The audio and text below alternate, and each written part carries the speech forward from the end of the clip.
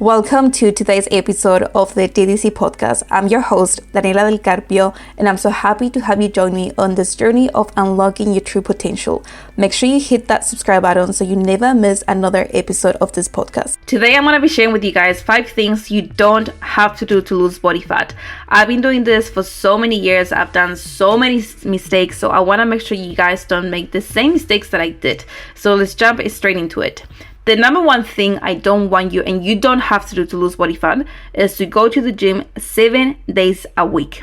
I used to have this misconception, this idea that the more I train, the more hours I spend at the gym, the faster the results I was going to get, or the better the results I was going to get. And that's just not the case. Training every single day doesn't guarantee results at all.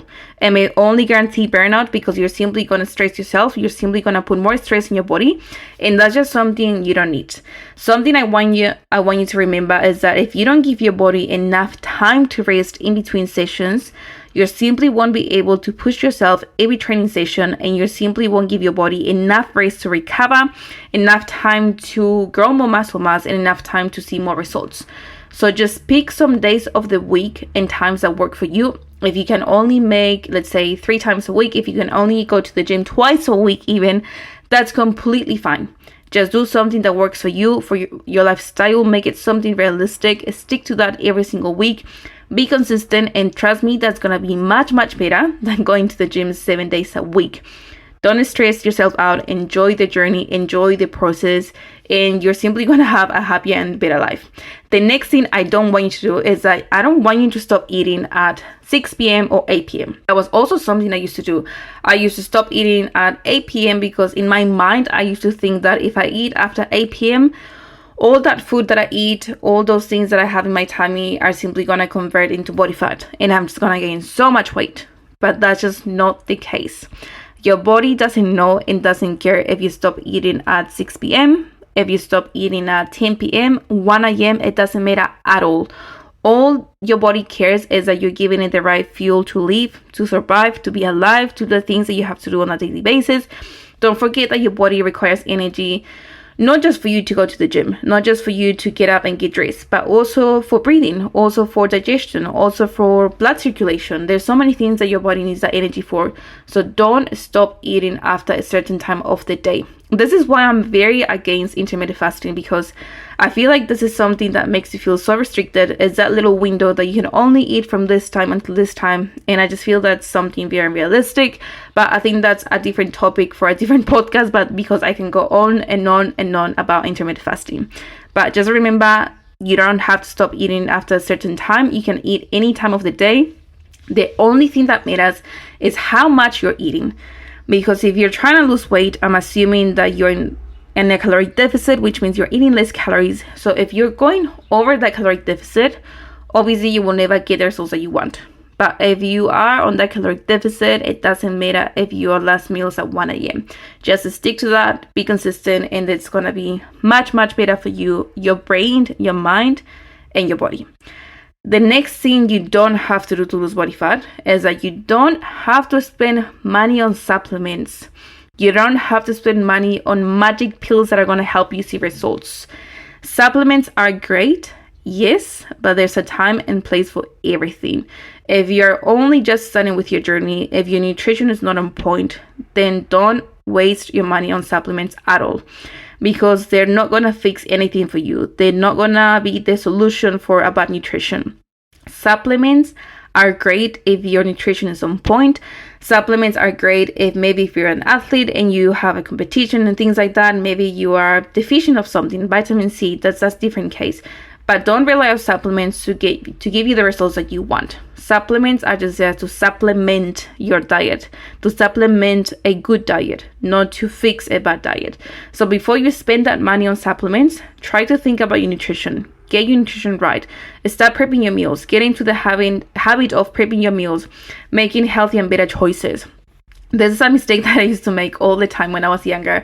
I remember when I was at uni, I was just working part-time, so mainly weekends, and all the money that I will get from my part-time job, it will just go straight into supplements. I will buy protein powder, multivitamins, vitamin C, vitamin B, creatine, amino acids, glutamine, and just so many things. Like every single month, it was just insane. Like the amount of money that I spent on supplements is just crazy. I just wish back then I knew to invest that money on a coach, on someone that can help me to get results, not on things that are simply I'm going to swallow, they're going to go down the drain, and it was just a waste. But I mean, we learn from our mistakes. So I'm telling you guys once again, don't waste your money on supplements because they are not the solution to everything.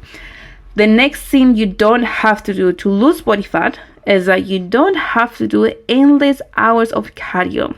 Again, this is something I've done. I used to spend so many hours on that treadmill, so many hours on the Stairmaster. I used to make sure that if I don't sweat, if I don't leave my session sweaty and do hours and hours and hours of cardio, I'm never going to lose that body fat. I'm never going to see those results. And that's just not how it works. Just like supplements, cardio is something to supplement your training. Cardio is something that you can add, but you don't have to do it every single day, and you don't have to spend 3 hours of your day doing cardio on that Stairmaster or whatever machine you used to do, or even just going for walks. Going for a walk, obviously, it's a healthy, nice way to get distracted. It's great for your mental health.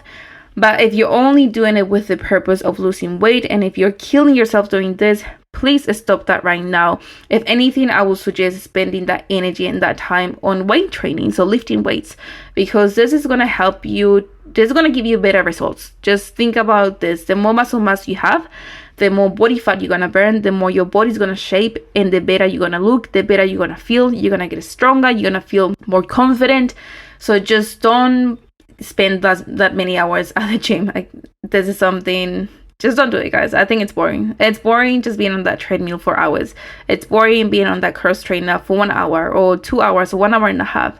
Just use that money. Use that time for something else. There's better things you can do with your time. It is great, don't get me wrong. Cardio is great for your cardiovascular system. Cardio is great for your mental health. But again, there's a time and place for everything. And the last thing I don't want you to do, and I think this is the main thing and something I'm just going to highlight it, is that you don't have to suffer to see results. You really don't.